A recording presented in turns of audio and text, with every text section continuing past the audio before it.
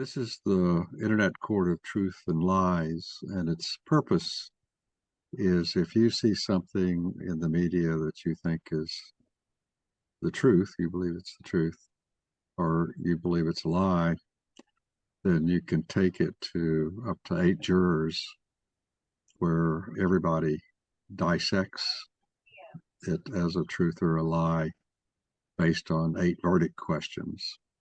The questions are never perfect for what you're trying to argue. They're there to keep the dialogue focused on the topic at hand, which is whether or not something is a truth or a lie, and people giving their own views on whether it is or it isn't and how it is or it isn't. This is a unique thing for the internet. Truth is fundamental to brain computation. We'll go into that in this particular trial. The detection of lies, deceit, is fundamental to brain computation.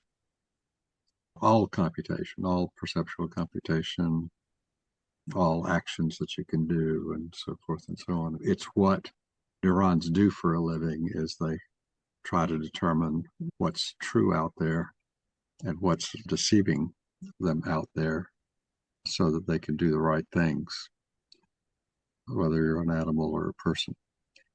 People have an absolutely unique capability to communicate within their species to each other in natural language. I've argued for years as a window on brain computation, and it's out of that window on brain computation by the study of language that we can see exactly how neurons compute what they do for a living. This is at all levels, whether it's down at the retina or the frontal cortex, where there's a lot of reasoning going on. The purpose of this trial is to look at Ethan Siegel. He's probably today the top physics explainer. He's a PhD in physics, but what he does for a living is he explains physics to the rest of the world. He doesn't actually practice as a physicist himself, and never really did. He's a PhD in physics, but he's never really did. He's always been a communicator. That's what he loves to do. So I got to know him pretty well. I invited him. He's also an astronomer. I'm a member of the Pittsburgh Amateur Astronomy Association. I got Ethan to give a talk to the 60 or 70 people that came to one of our meetings. I've gotten to know him pretty well. He lives in Seattle. This is all he does, is he explains physics to people. He does this in articles. He's like me, he writes articles, and he's just beginning to do YouTubes. So he doesn't have a real video presence. He's starting to do a good job of it. In this particular article, somebody asked him a question: what if the sun were a grain of sand? What would the universe look like? This person was inviting Ethan to engage in heavy-duty metaphor, which is to make the universe like it was filled not with stars, but with grains of sand, in order to understand what the universe is. He dove into, in this article, was the idea of trying to communicate what the science says is the scale of the observable universe. He's a current communicator, so this is the latest. He's also extremely conservative as a communicator, so he only really speaks to what's called the received view in the science. This is what's taught in physics, and what there's general assent is true, and not speculation. But here he's going to jump into speculation in order to give people a better idea of what the actual truth is. He does this brilliant, typical Ethan Siegel, brilliant job of it, which is he points out that there are more stars that we have observed that we can count with our instruments. There are more stars than there are grains of sand on the Earth. That's to give you an idea of the number of stars that we now know are out there within our field of view, which is crazy stuff. What he does is he goes into this and he gives you different ways of viewing the enormity of the universe that we're staring at that goes back 13.4 billion years, which is our observable universe goes back, and I don't know whether he does this in this paper, but actually goes back to about 44 billion years. So the furthest things that we can see in the universe have been around in our time about 44 billion years. The actual universe itself is only 13.8, which is weird. The problem is the universe has been expanding. Space itself expands. And because space is expanding, the furthest thing that we see is actually 44 billion years old, even though the universe itself is only 13.4 billion years. Isn't it 44 billion light years away? Yeah, 44 billion light years. Light years away, yeah. Light years away, yeah. The reason you can have that big difference is the universe is actually expanding. What he tries to do is give a sense of just the scale of this thing that we're staring at, that we're a little tiny pinprick in. He does a brilliant job of it. Because he is a conservative physicist, he warns people not to be too imaginative, stick with the facts. So here he is going off and being imaginative. But most of what he's talking about comes out of the math that they've done. He gives you perspective on the math and how astounding all this stuff is to the physicists, because they're as astounded as anybody else is who looks at what we know today. It's just astounding. So anyway, what I did was I argued that this is similar to what the human brain is like. For example, in the Milky Way, we don't know the exact numbers, but there's 100 billion stars in the Milky Way alone, and there are many other galaxies. There are quadrillion galaxies out there, each with, let's say, maybe on average 100 billion stars, and we're observing them. One of the questions he has is, you say that given the number of galaxies, number of grains of sand that are out there, the question is, how can all of this work? How does it all work together? And we really don't know all the details of that. We don't know. It's like the human brain. We understand in the human brain there's 100 billion neurons. We see clear evidence through fMRI studies and some other things that are imaging active living brains. We see that even understanding a simple sentence will light up 90 million neurons, where on average each neuron has 3,000 compute points. So it's 90 million or 2.7 billion compute operations in parallel. And we think we know what one of these compute operations is, or we can model it, and we model it as a perceptron, which is a very simple thing where you have some number of inputs, and each input is weighted by the memory that perceptron has, what it's learned, and the output is the weighted sum of the inputs. It's essentially thresholded. It's essentially normalized to say, I see this thing, or I hear this thing, or I did this thing. These things that are the result of the perceptrons can order movement. And in ordering movement, they are making the little inputs to them all go to the right value so that they can respond. You can show that these simple little compute objects can compute anything that a human brain can compute, including all of the mathematics. We can compute any form of logic that human know. We can compute how to speak in natural language and how to understand natural language.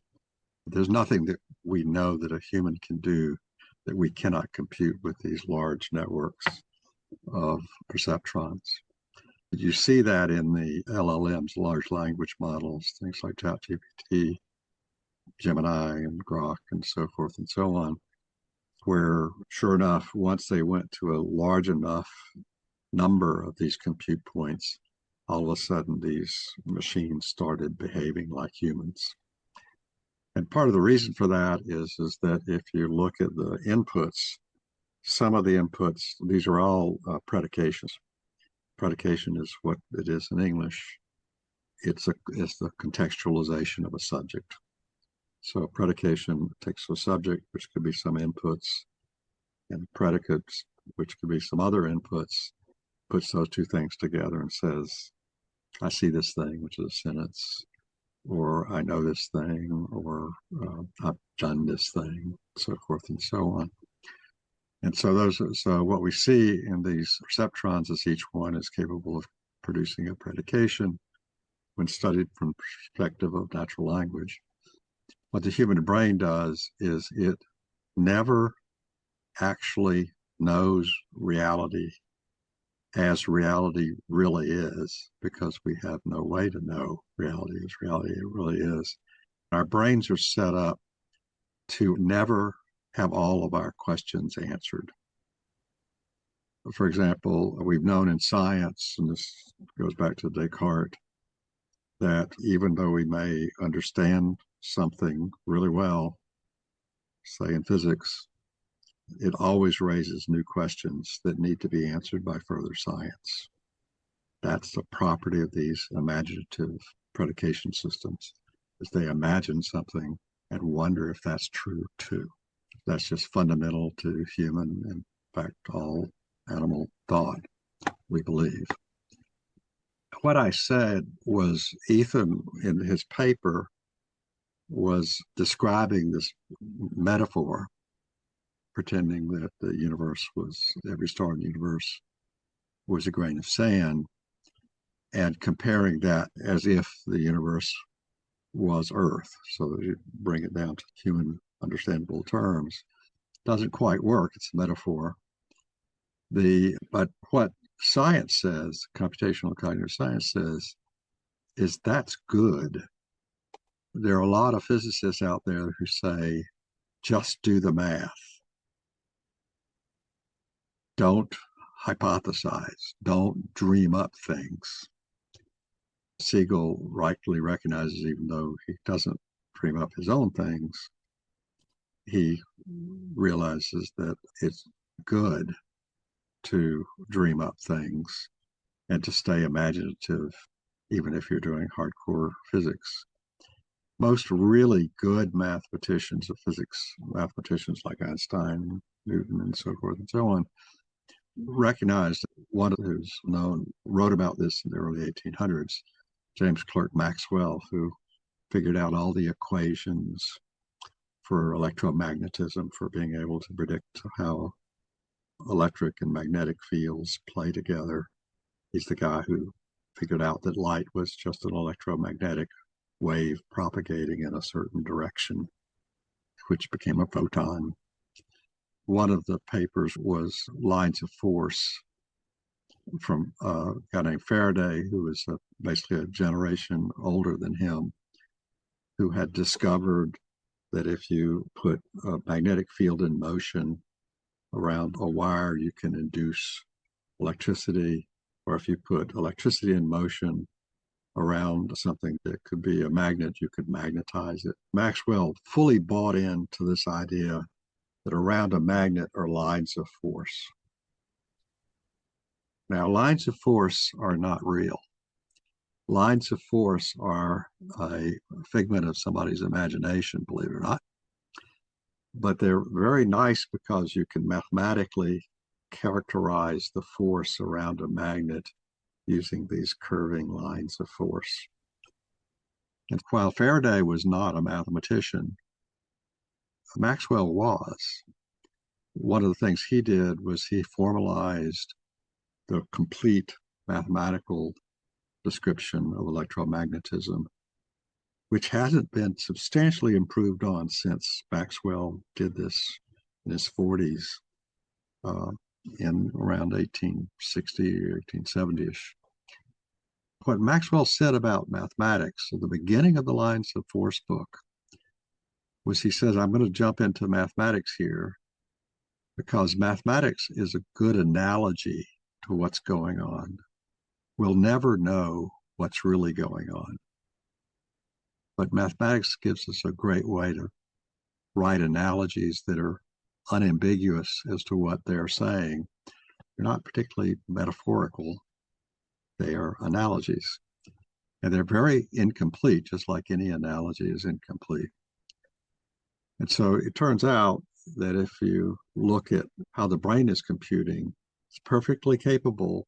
It basically is computing metaphorically all the time. But an analogy is really a special version of a metaphor where there's nothing left that's unambiguous about what's true versus what's imagined.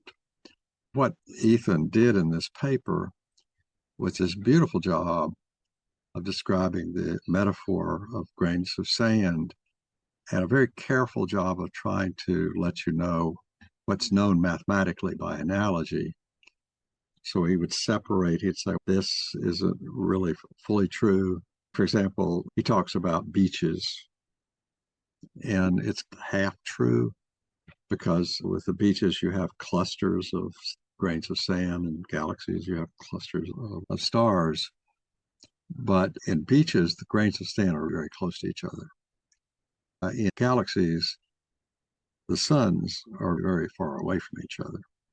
And so it's a very sparse, giant, unbelievably huge universe out there.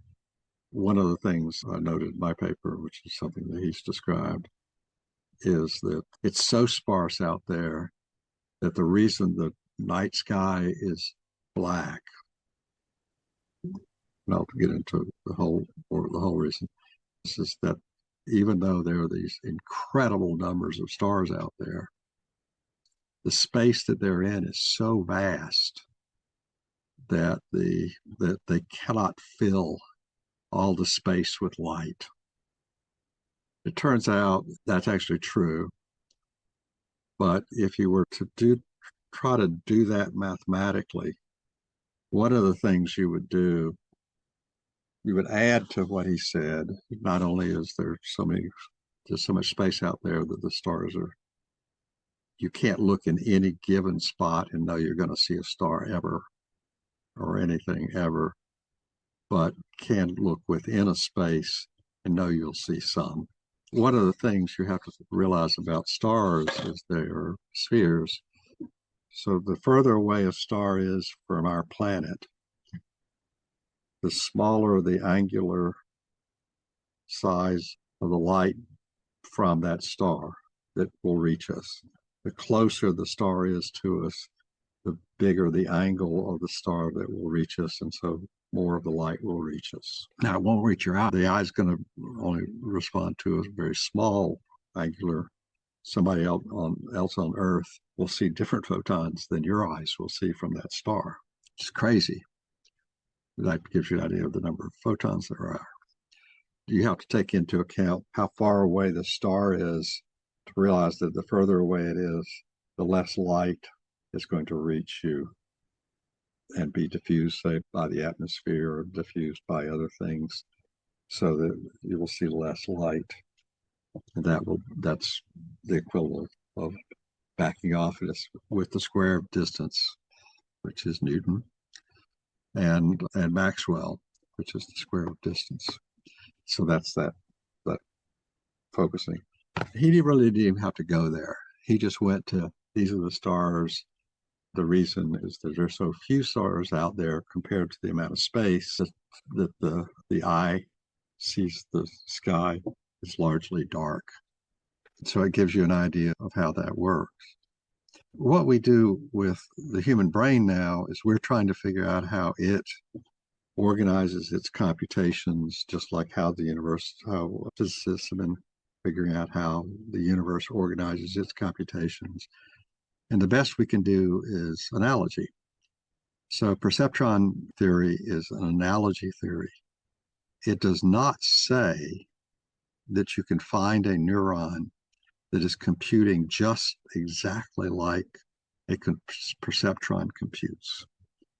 What we're saying is that by analogy, we can say this is how neurons compute and be right, even if we may not have the details of the math. It may be that it's a version of multiplication that we haven't even defined yet that allows the inputs to be multiplied by some memories and summed.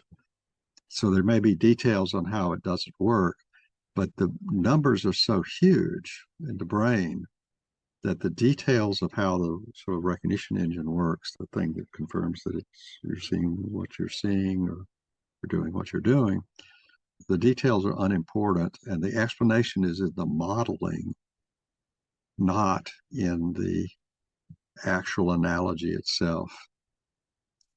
That is what Ethan is saying here and what Maxwell said. It's an analogy. Math is an analogy. It is not the truth. It brings some of the truth out, but it isn't the truth itself, and we don't have any way to know what that truth is. And we believe the same is the truth with the brain, human brain. We're a long way from understanding every detail about how the human brain operates.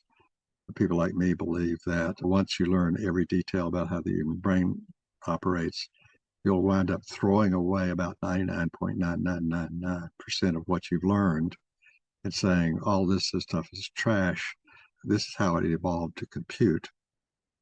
And the fact that one nerve computes has bytes and another nerve has 200 is interesting, but totally irrelevant to understanding the overall system. Through modeling, you should be able to simulate how humans think, how humans imagine the world, how they can be creative, have their own feelings, plot strategies, play cards, do mathematics, program computers, and so forth and so on.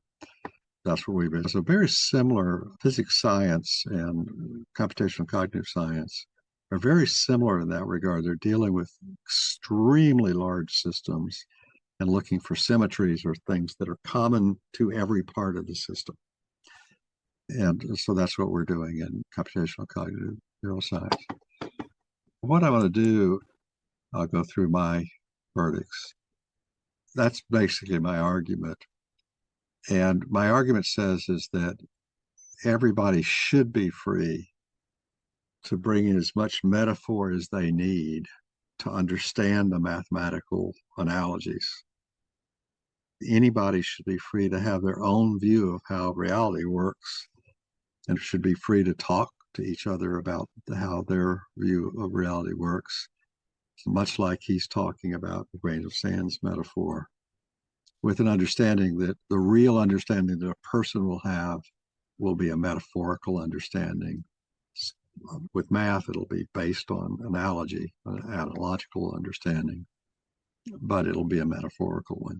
We need that. Our brains need to think that way because that's what brings true understanding to a human. Is it the truth? I said yes, 100%. And just think that this is, I'll go back to the all explanation of physics is just metaphors and analogies. We should be proud of our imagination, but make sure our explanations make sense to us. In other words, every individual should be free, even if they're taking a physics course. Those physics professors stop playing with the human brain and trying to make people believe that you can do good physics without imagination. You really can't. You can't really learn this stuff. So I said, yes. Is it the whole truth? Since we know enough about how the human brain computes to say it's necessary.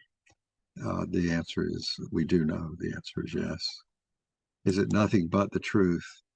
My argument is it's oddly, I've said nothing is nothing but the truth by the way natural language works with metaphors, analogies, and reality. In other words, the human brain never gets all of reality, just as physics never gets all of reality. We're incapable in physics of actually understanding all of reality. And we can prove this, and Descartes did this by saying, if you answer all of these questions, you will come up with some more questions to ask. It never stops. That means discover more about reality. It never stops.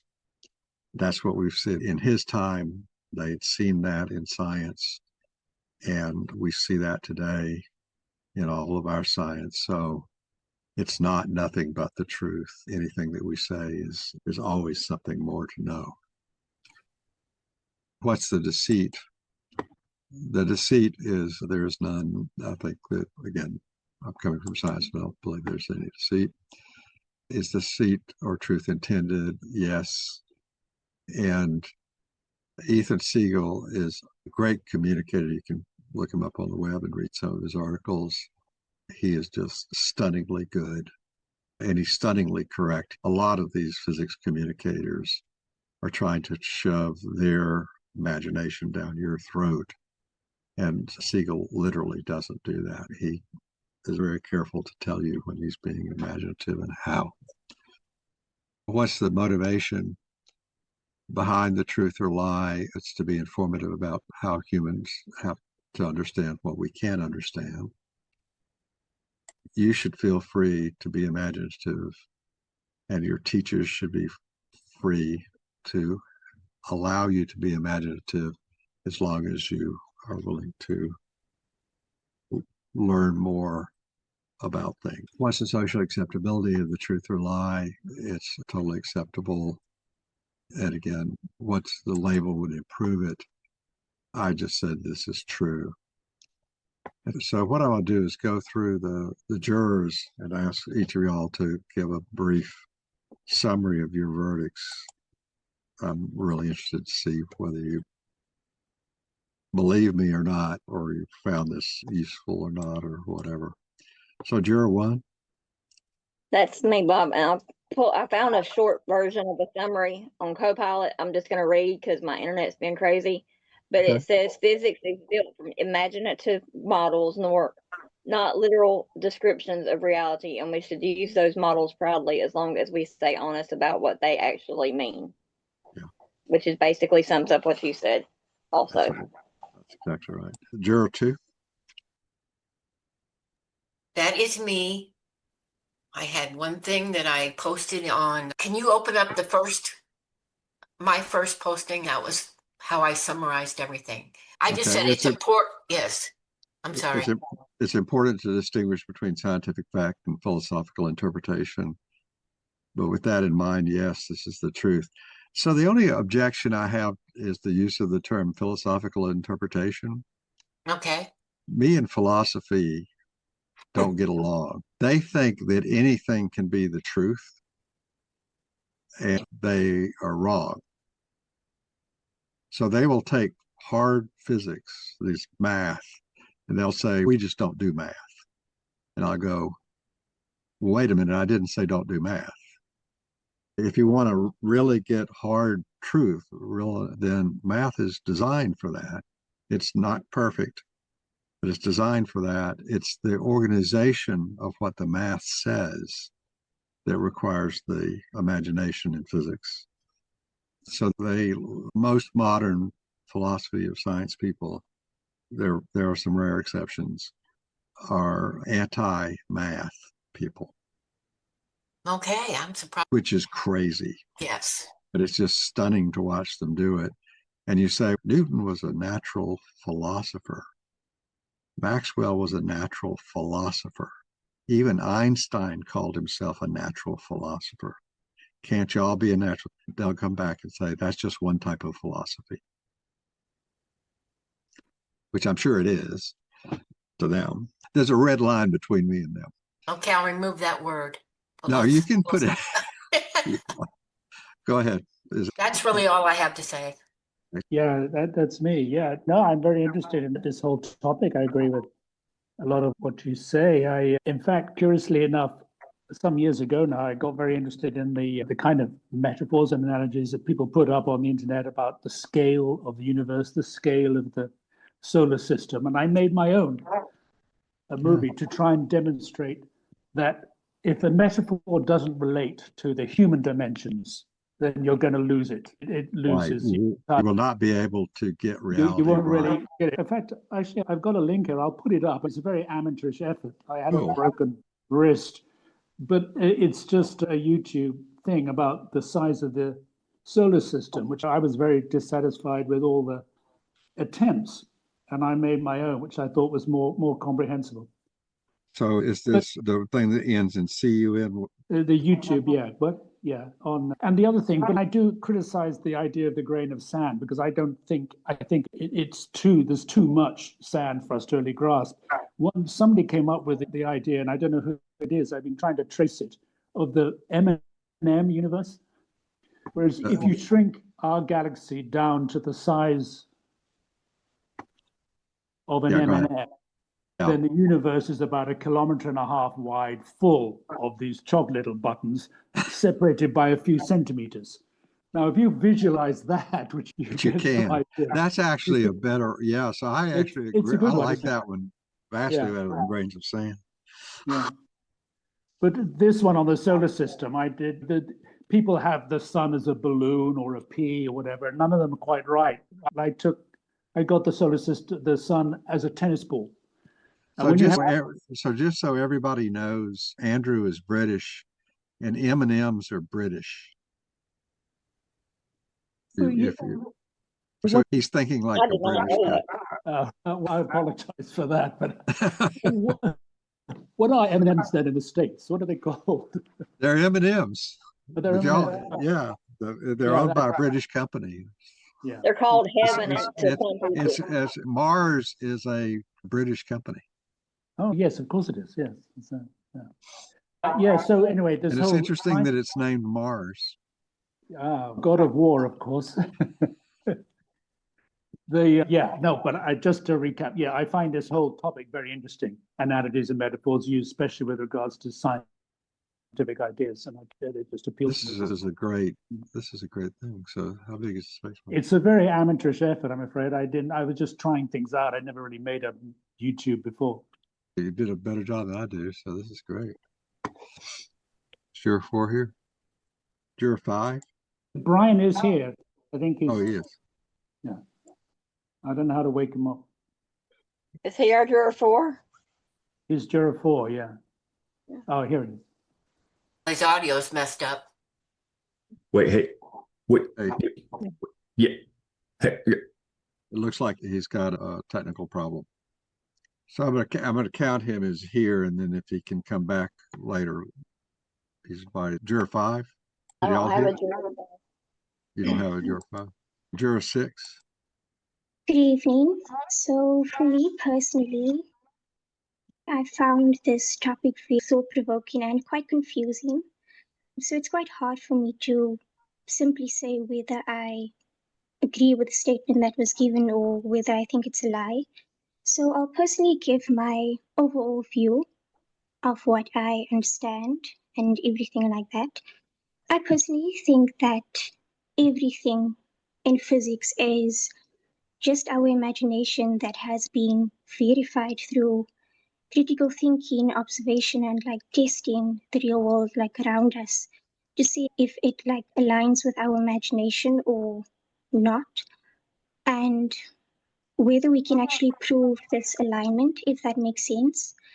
I personally think that before a thought or a mathematical equation used in physics to prove some sort of prediction can be formulated, it first needs to start off with an imagination from the human brain.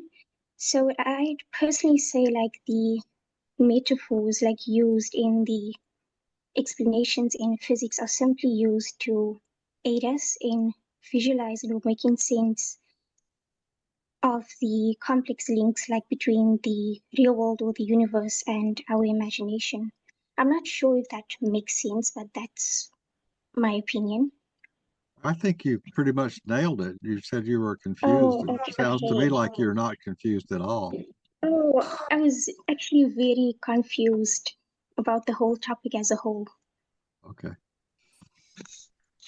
So I'm just curious, what are you, can you name anything that you were, you said confused about the topic as a whole? Is it the purpose of the topic that you're confused about, or what the I topic? would say how the YouTube link that you gave and the article, how it relates to the accusation that you gave was quite confusing. So the accusation is, I said this is true, and I think what you may be missing is this. The first time I know it was ever very explicitly said was Descartes, but I think it goes back to Plato, which is this, or I actually take it back. That's Aristotle. That in science, where you're doing careful studies and so forth and so on, you're always wind up with more questions than you answered, and it never stops. So you always can see new truths in whatever you study, in whatever human studies. They can always, with great critical thought, they can always see new things to ask questions about and not have the answers already given by the prior answers. In other words, and that's really strange. That's, I can build a machine, for example, for which that does not exist, that does not operate that way. But for some reason, humans, and we would argue all animals, do that. In other words, they are constantly learning new things about reality, and it will never stop until they stop. So that may be the thing that's confusing you, because this is something that takes a while to believe. You have to get to the point where you're making the same sort of observation that Descartes made, which is, he said, this is an amazing thing.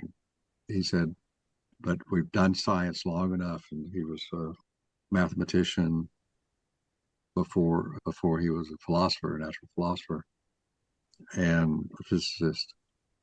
And he said the property of science has this property to it, which is telling us how the brain is, how we think. And it's out of that he said that we can never fully understand reality, because to fully understand means we have some answers to the questions for which there are no new questions generated that cannot be answered by the previous answers. And it's just a property, and it is a property of any predication system, which we can prove that. So any these predication computation systems, we could prove that. Juror 7, hello. There was a juror 7 in the chat. Yeah, Hi, sorry. I just had to struggle to get on quickly. no problem. So I don't know much about this topic, but I had to go dive into the internet about this. And my understanding about this topic is that physics is at its core a description of the reality. But because of the human language are built on everyday experience like gravity, free friction, and the solid objects, that we must use a metaphor to describe the things outside that experience reality. For example, contents like waves, a field, that is a metaphor based on things we can see. And there is also a saying like visualizing the invisible. It's like when we say space-time is a rubber sheet curved by a ball, which also falls under a metaphor. Thank you. You were giving a pretty conventional answer, which is the one that I think the textbooks teach. And it's true what you said, But it's what's wrong about it is that it separates math from other kinds of thinking. What math is, and Maxwell had it right, is it's an analogy. It's not a metaphor. It's an analogy, which basically means that if I show you these relationships, you can repeat the same measurements and get the same relationships out. And you will always be able to do it as long as you do the measurements the way I say to do the measurements, and you will observe what I will observe. That's really analogy. But it is true, as you said, that most of the analogies, most of the math that we have came from metaphors. Originally, they were metaphors in the minds of the physicists, who then later worked out the math and then said, the math said everything that we can measure, everything that we can know is in our math now. So the math is the explanation, which isn't really true because they forget that they're asking some more questions later that the math does not answer. But they tend to believe it.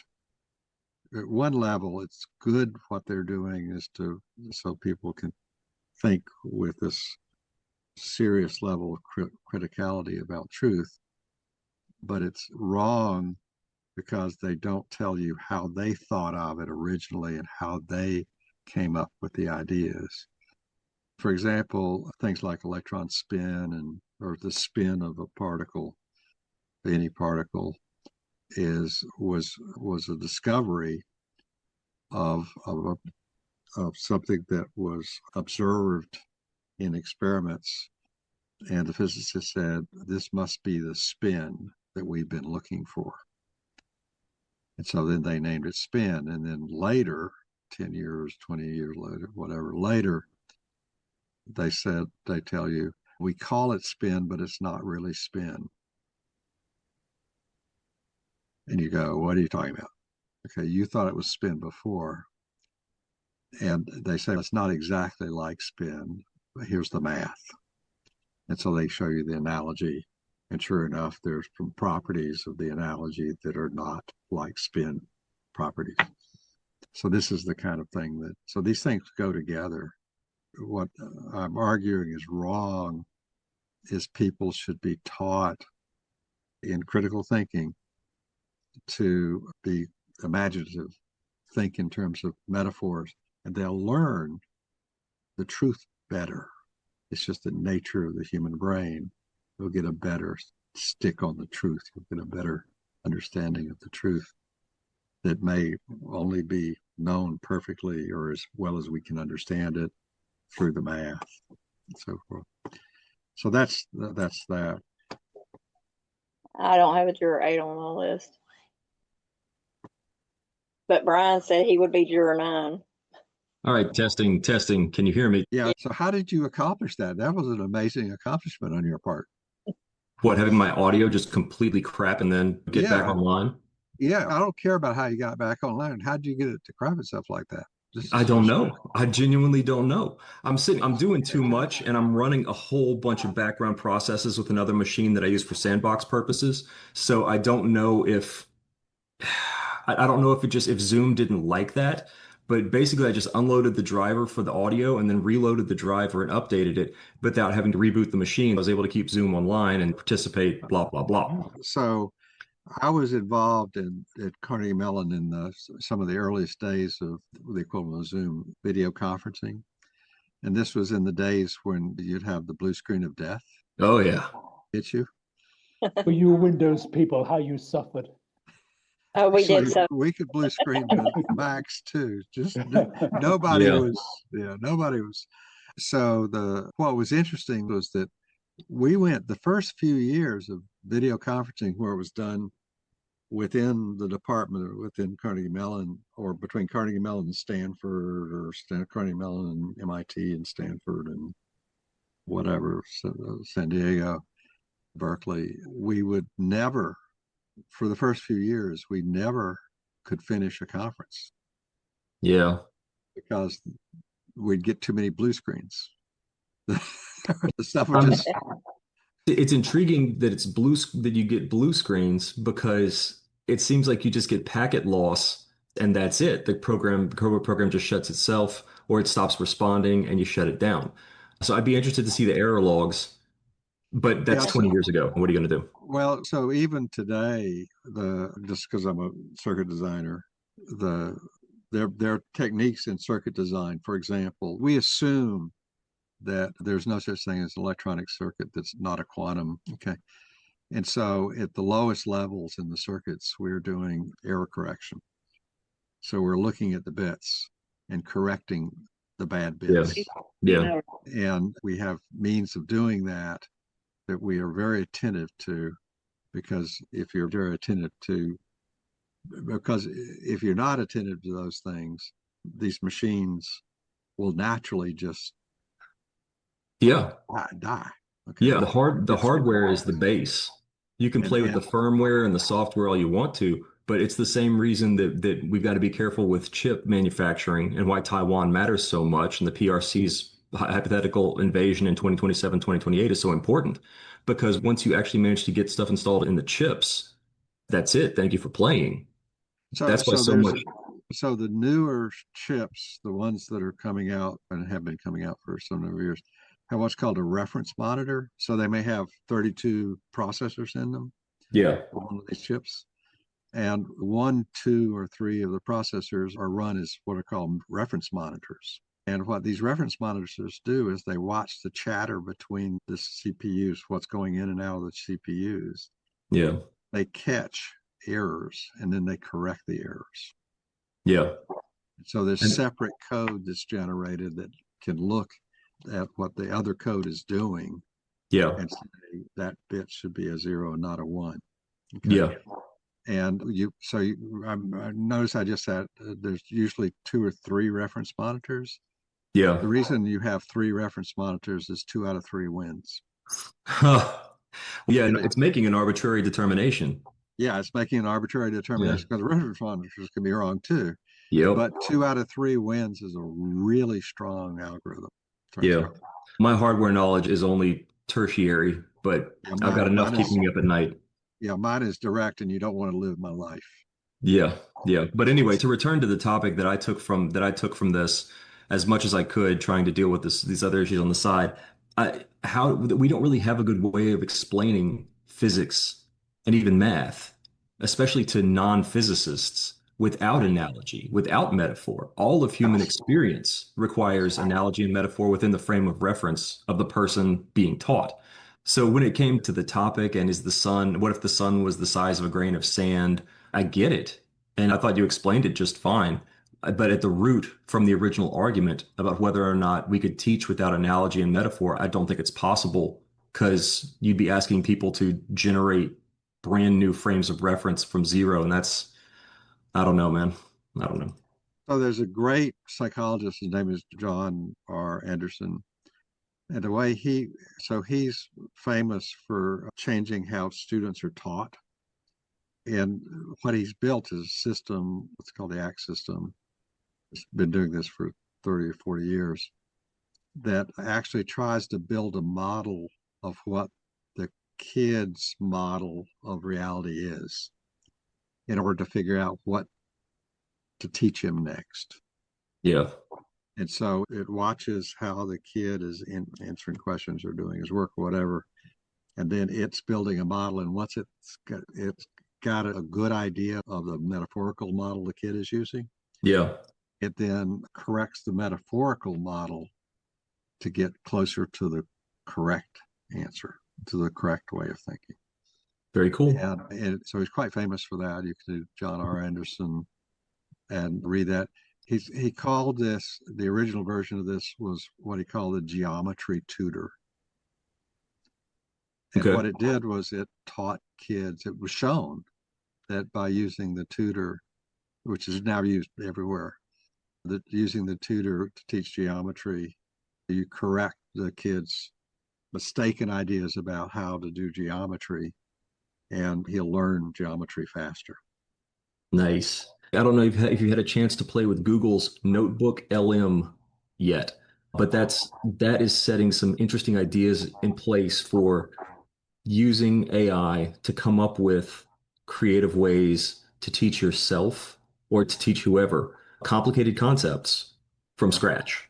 Yeah. Can I just say, just yeah. to add to this, the metaphor business about it, I argue that it has to be constructed also in the same way that the physical processes that you're modeling are also constructed. For example, we use the word blue screen of death because that's the way we perceive the blue screen and then see the significance. But if we called it the death screen of blue, that wouldn't work somehow as a sort of metaphor. It doesn't quite grab us in quite the same way.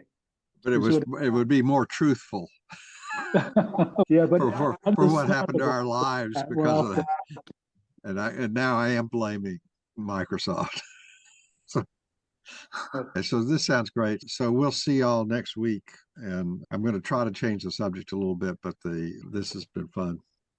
Yeah. So I'm on that notebook site now, so they're going to tell them what's your liable to get in your email, Bob, about these trials.